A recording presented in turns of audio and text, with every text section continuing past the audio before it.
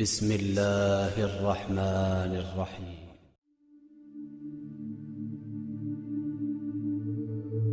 جب یوسف علیہ السلام کو عزیز مصر نے قید خانے میں بھیج دیا تو وہاں ان کے ساتھ 2 قیدی اور بھی تھے۔ ان دونوں نے خواب دیکھے اور یوسف علیہ السلام کو اپنا اپنا خواب سنایا۔ ایک نے کہا، میں نے خواب دیکھا ہے کہ میں شراب بنانے کے لیے انگور نچوڑ رہا ہوں۔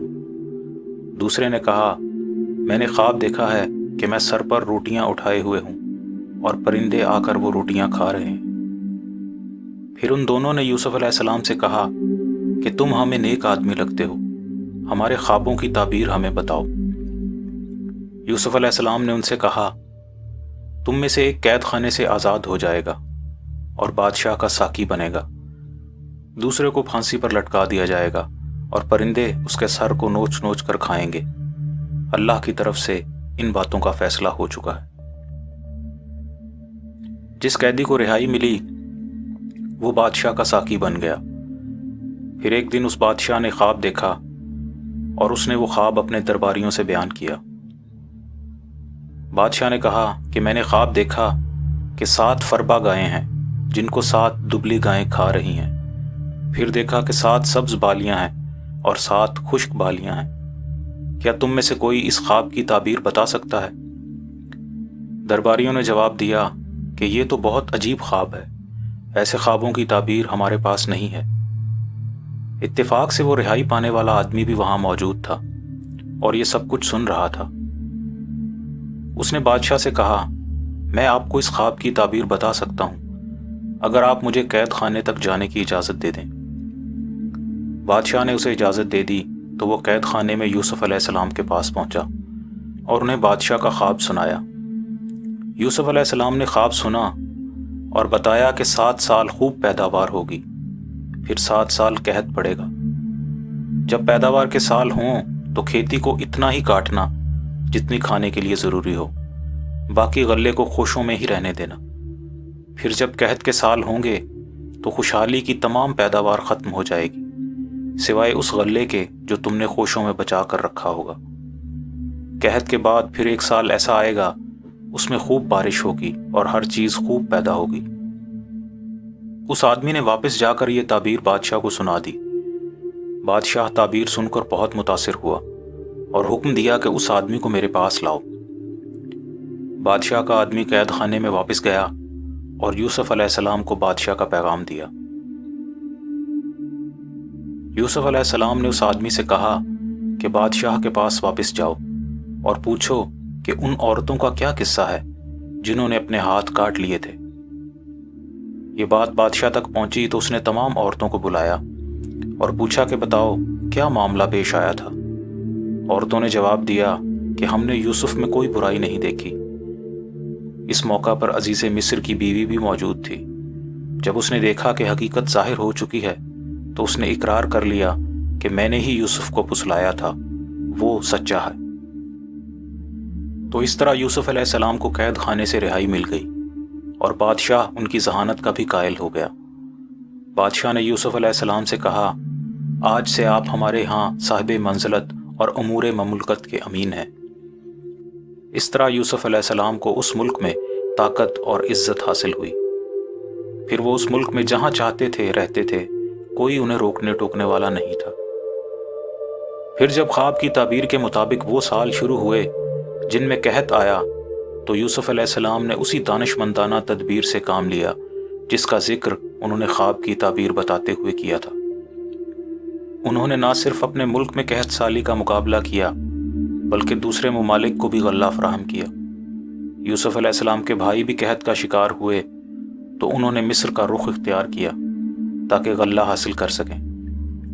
یوسف علیہ السلام نے انہیں دیکھتے ہی پہچان لیا مگر وہ یوسف علیہ السلام کو نہ پہچان سکے۔ یوسف علیہ السلام نے انہیں غلہ دیا اور کہا کہ آئندہ جب تم آؤ تو اپنے سوتیلے بھائی کو بھی ساتھ لانا، اگر تم اسے ساتھ نہ لائے تو تمہیں یہاں سے غلہ نہیں ملے گا۔ بھائیوں نے کہا کہ ہم کوشش کریں گے کہ اپنے سوتیلے بھائی کو ساتھ لائیں۔ جب وہ روانہ ہونے لگے تو یوسف علیہ السلام نے وہ رقم بھی ان کے غلہ میں رکھ دی جو انہوں نے قیمت کے طور پر ادا کی تھی تاکہ وہ دوبارہ آئیں۔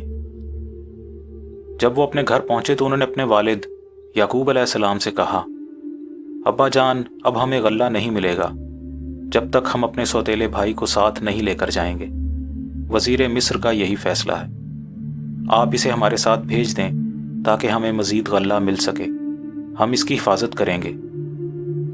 یعقوب علیہ السلام نے کہا، تم اس کی بھی ایسی ہی حفاظت کرو گے جیسی تم نے اس کے بھائی یوسف کی تھی۔ ابھی یہ بات ہو ہی رہی تھی کہ انہیں وہ رقم مل گئی جو انہوں نے قیمت کے طور پر ادا کی تھی۔ تب یعقوب علیہ السلام نے ان سے کہا، تم سب اللہ کی قسم کھا کر مجھ سے عہد کرو کہ اسے صحیح سلامت میرے پاس واپس لاؤ گے، تو میں اسے تمہارے ساتھ بھیجنے کو تیار ہوں۔ ان سب نے اللہ کی قسم کھا کر عہد کیا تو یعقوب علیہ السلام نے اسے ساتھ بھیج دیا۔ جب یوسف علیہ السلام کے بھائی ان کے پاس پہنچے تو انہوں نے اپنے حقیقی بھائی کو اپنے پاس ٹھہرایا اور بتایا کہ میں تمہارا بھائی یوسف ہوں۔ پھر جب وہ لوگ غلہ لے کر جانے لگے تو یوسف علیہ السلام نے ایک شاہی جام اپنے حقیقی بھائی کے سامان میں چھپا دیا، کسی کو اس بات کی خبر نہ ہوئی۔ قافلہ روانہ ہوتے ہی خدام نے شاہی جام کی گمشدگی کا اعلان کر دیا۔ قافلے کو روک لیا گیا۔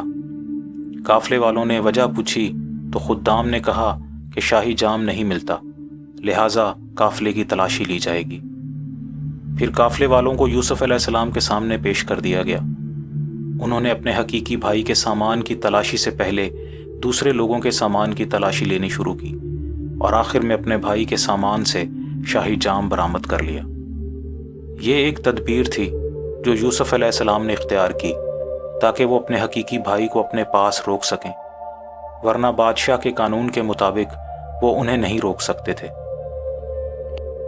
جب سوتیلے بھائی کو چوری کے الزام کی وجہ سے روک لیا گیا تو بھائیوں نے آپس میں مشورہ کیا کہ ہم نے تو اللہ کی قسم کھا کر اپنے والد سے عہد کیا تھا کہ ہم اس کی حفاظت کریں گے، تو اب کس منہ سے والد کا سامنا کریں گے؟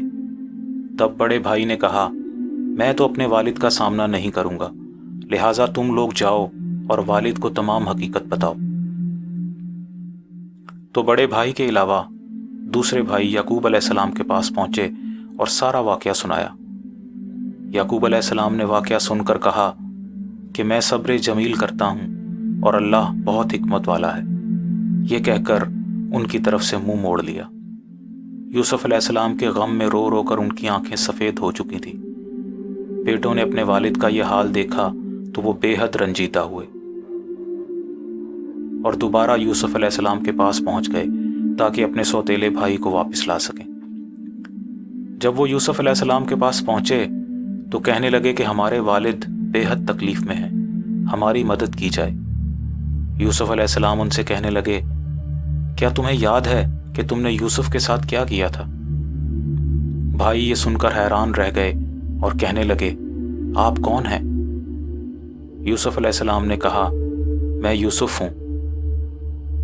بھائی یہ سن کر کہنے لگے، بے شک ہم غلطی پر تھے، اللہ نے آپ کو ہم پر فضیلت دی ہے۔ یوسف علیہ السلام نے کہا، آج تم پر کوئی ملامت نہیں، میں نے تمہیں معاف کیا، اللہ بھی تمہیں معاف کرے۔ یہ میری قمیض لے جاؤ اور والد کے چہرے پر ڈال دو، ان کی بینائی واپس آ جائے گی، اور پھر انہیں میرے پاس لے آؤ۔ بھائی یوسف علیہ السلام کی قمیض لے کر روانہ ہو گئے۔ ادھر یعقوب علیہ السلام اپنے گھر والوں سے کہنے لگے کہ مجھے یوسف کی خوشبو آ رہی ہے۔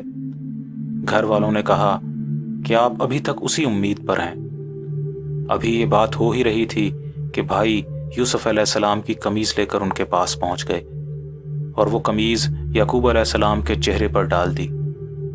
قمیض چہرے پر ڈالتے ہی یعقوب علیہ السلام کی بینائی واپس آ گئی۔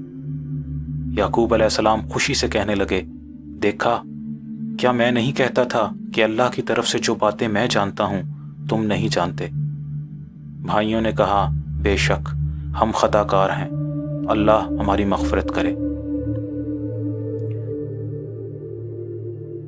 پھر یعقوب علیہ السلام اور پورا خاندان مصر کی طرف روانہ ہو گیا۔ جب وہ مصر کے پاس پہنچے تو یوسف علیہ السلام نے ان کا استقبال کیا اور کہا کہ عزت و احترام کے ساتھ مصر میں داخل ہو جائیں، انشاءاللہ آپ یہاں امن سے رہیں گے۔ پھر گھر پہنچ کر یوسف علیہ السلام نے انہیں اپنے ساتھ تخت پر بٹھایا اس موقع پر ان کی والدہ سمیت تمام بھائی تعظیماً ان کے سامنے سجدہ میں گر پڑے۔ تب یوسف علیہ السلام نے اپنے والد سے کہا، یہ اس خواب کی تعبیر ہے جو میں نے بچپن میں دیکھا تھا۔ میرے رب نے اسے سچ کر دکھایا، بے شک وہ علم و حکمت والا ہے۔